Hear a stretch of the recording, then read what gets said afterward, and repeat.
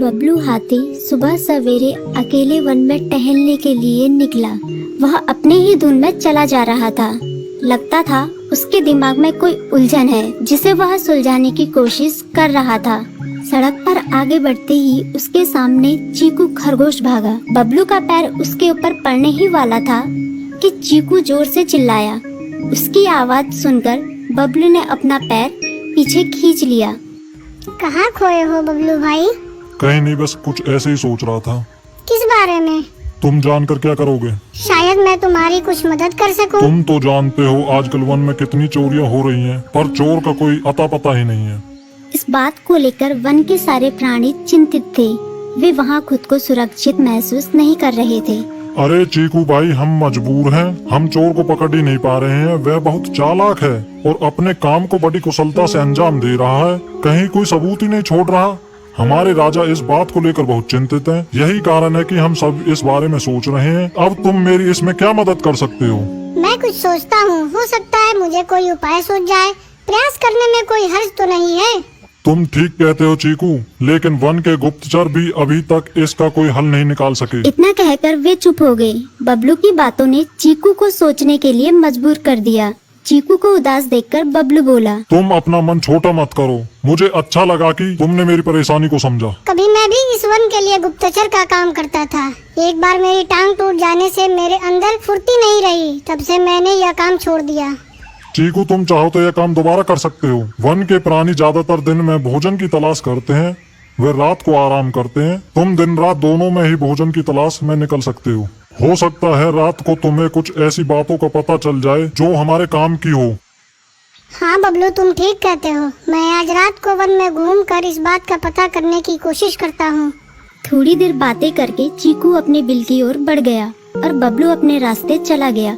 चीकू के दिमाग में अभी तक बबलू की कई बातें घूम रही थी। उसे समझ नहीं आ रहा था वह बबलू की मदद कैसे करे। दिन भर वह उसी उधेड़-बुन में लगा रहा।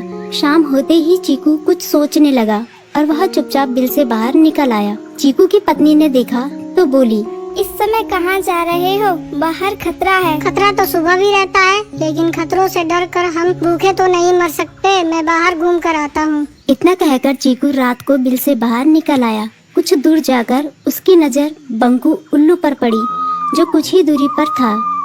वह पेड़ की डाल पर बैठा अपनी गर्दन चारों तरफ घुमा रहा था। वह तेजी से पेड़ की एक डाल से दूसरी डाल पर उड़ रहा था। बंकू की नजर उस पर नहीं पड़ी थी।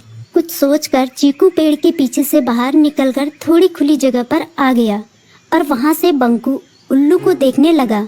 बंकू ने चीकू को अंधेरे में भी देख लिया, पर उसने उसमें कोई उत्सुकता नहीं दिखाई और अपनी गर्दन चारों ओर घुमाता रहा। चीकू बड़ी देर तक बंकू की हरकतों पर नजर रखे रहा।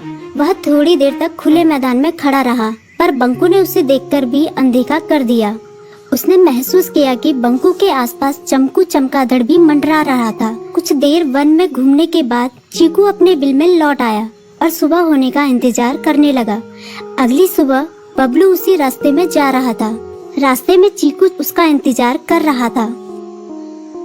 आज बड़ी जल्दी आ गए बबलू। हाँ, आजकल मुझे चिंता की वजह से नींद नहीं आती। कोई नई खबर है क्या? यकीन से तो मैं नहीं कह सकता, पर मैं तुम्हें ऐसे प्राणी का नाम बता सकता हूँ जो शायद चोरों की मदद कर रहा है। कौन है वो?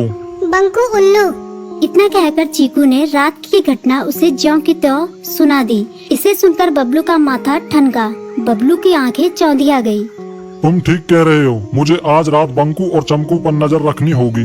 इतना कहकर वे दोनों अपने अपने रास्ते चले गए।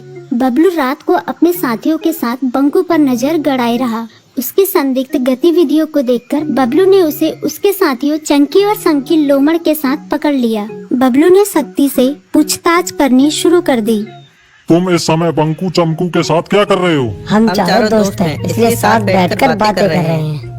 चमगादड़ और उल्लू की दोस्ती तो समझ में आती है, पर लोमड़ के साथ दोस्ती कैसे हो सकती है? सख्ती से पूछने पर दोनों ने अपना जुर्म कबूल कर लिया और सभी चोरियों के बारे में बताया जो उन्होंने कुछ दिन पहले वन में की थी। बबलू ने उनके चोरी का सारा सामान भी बरामद कर लिया। बंकू और चमकू को अभी तक समझ में नहीं आ रहा था कि वो इतनी आसानी से कैसे पकड़ में आ गई।